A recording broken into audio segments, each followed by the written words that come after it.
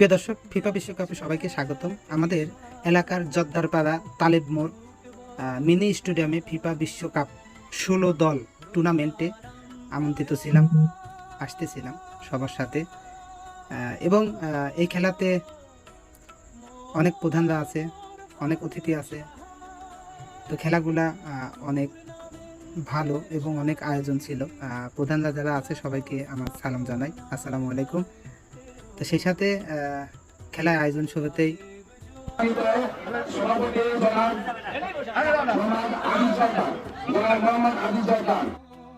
দুই দলের প্লেয়ার 7 জন করে সবাই মাঠে প্রবেশ করতেছে।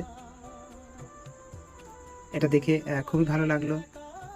উৎসব প্রথম থেকেই শুরু, কে জিতবে কে হারবে সেটা বড় কথা নয়, আয়োজনটা এত সুন্দর সেটাই বড় কথা। কিন্তু আসলে খেলাতে 11 জন প্লেয়ার না, মাত্র 7 জন করে, কারণ মাঠটা অনেক ছোট। একদিকে জর্দারপাড়া একাদশ, অন্যদিকে নিয়ামতুল্লাহপুর একাদশ। প্রথম শুরুতেই উদ্বোধনী অনুষ্ঠান আজকে হচ্ছে। দুই দলের খেলা অনেক সুন্দর হবে। প্রত্যেকটা প্লেয়ারের নাম ডাকা হচ্ছে। আমরা জর্দারপাড়া একটু গানে গানে খেলার আয়োজনটা একটু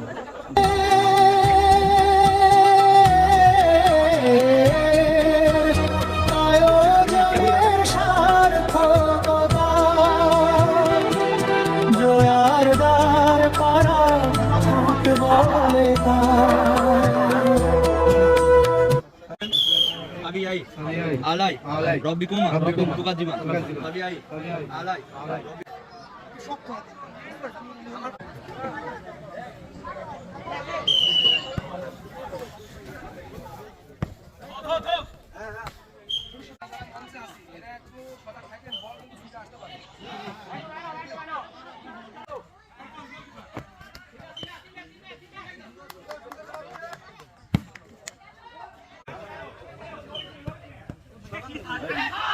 জর্দারপাড়া ফুটবল টুর্নামেন্টের আপনার মতামত কি কাকা?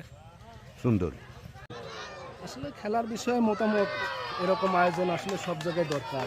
সেরকম আর কি আমার তালেব ভাই এই জর্দারপাড়া টুর্নামেন্টটা ছাড়ছে, খুব ভালোই লাগছে। এরকম মাঝে মধ্যে করলে মনে হয় আরও ভালো হয়। আমার মতামত খুব ভালো। খেলা আসলে খেলা তো দেশে থেকে একরকম ঠিক গেছে, বিনোদন, খেলা একটা বিনোদনের ভিতরে পড়ে, যার জন্য খেলার একটা ভালো আয়োজন। জর্দারপাড়ার একাদশ কর্তৃক আয়োজিত খেলাটি প্রত্যেক বছরে হয়ে আসছে রীতি অনুসারে। তো এরকম খেলাধুলা মাঝে মাঝে হলে ইন্টারন্যাশনালিভাবে এখান থেকে প্লেয়ার আগামীতে বর্তমান সরকারের প্রধানমন্ত্রী তারেক রহমানের ইচ্ছাও যে গ্রামীণ পর্যায় থেকে, রুট লেভেল থেকে খেলার উঠে আসুক, এসে তারা জাতীয় লেভেল পর্যন্ত খেলা অংশগ্রহণ করুক।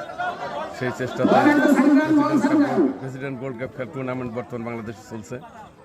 তো যার কারণে আজকের এই খেলাটি অত্যন্ত গুরুত্বপূর্ণ। এখানে 16টি দল অংশগ্রহণ করছে এবং শেষ পর্যন্ত 2টি দল ফাইনাল খেলবে। আমরা চাই যে অত্যন্ত সুন্দর এবং ভেজাল মুক্ত একটা সুন্দর পরিবেশে খেলাটা হোক। এখানে আমাদের পাবনা প্রশাসনের বিশ্বাসের বড় ভাই, আমাদের শ্রদ্ধেয় বড় ভাই বাবু বিশ্বাস, তেনার এখানে আসার কথা রয়েছে।